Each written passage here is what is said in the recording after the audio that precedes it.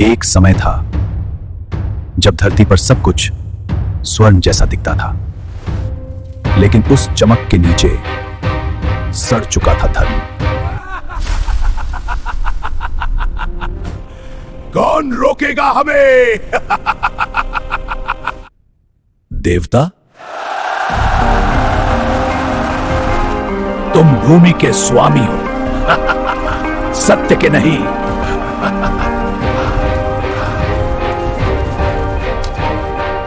सत्य कमजोरों के साथ मरता है, और जब अधर्म सीमा पार करता है तब जन्म होता है विनाश का।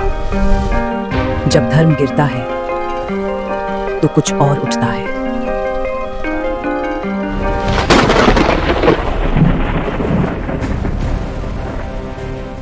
राजाओं के पागलपन से दूर एक ऐसा मनुष्य खड़ा था जिसे किसी का भय नहीं था।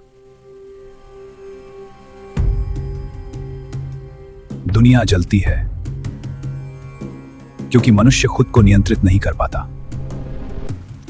हर अग्नि विनाश नहीं करती, कुछ अग्नि शुद्ध भी करती है। वह केवल जल नहीं लाती थी, वह अपने साथ शुद्धता लाती थी।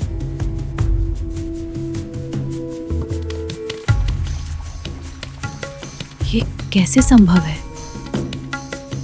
क्योंकि उसका मन कभी टूटा ही नहीं।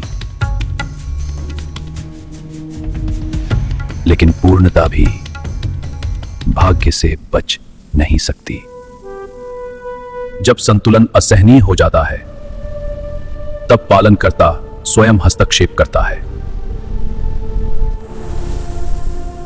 मैंने मार्ग दिखाया, मैंने रक्षा की, पर अब सुधार होगा।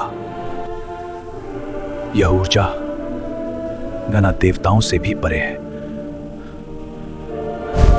एक बालक जन्म लेगा, सिखाने के लिए नहीं, समाप्त करने के लिए।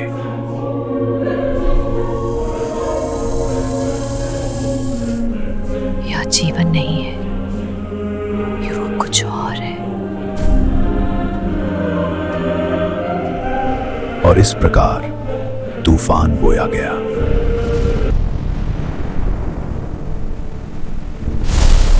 यह जन्म नहीं था, यह आगमन था।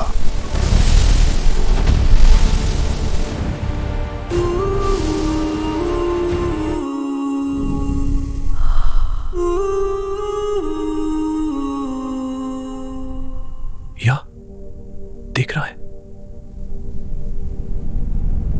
न कोई मासूमियत, सिर्फ जागरूकता।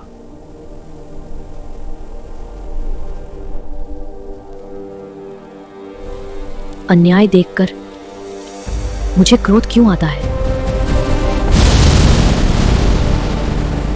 क्योंकि तुम स्पष्ट देखते हो। तो फिर कोई कुछ करता क्यों नहीं? क्योंकि कर्म की कीमत होती है।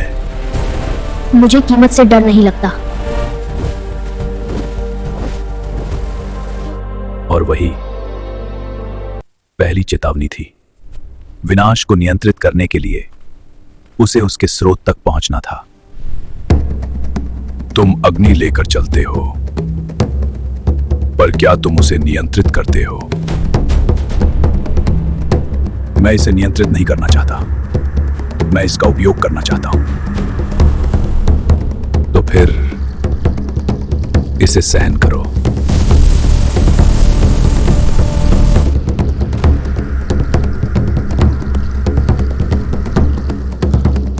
तुम अहंकार से नहीं लड़ते, तुम अनिवार्यता से लड़ते हो।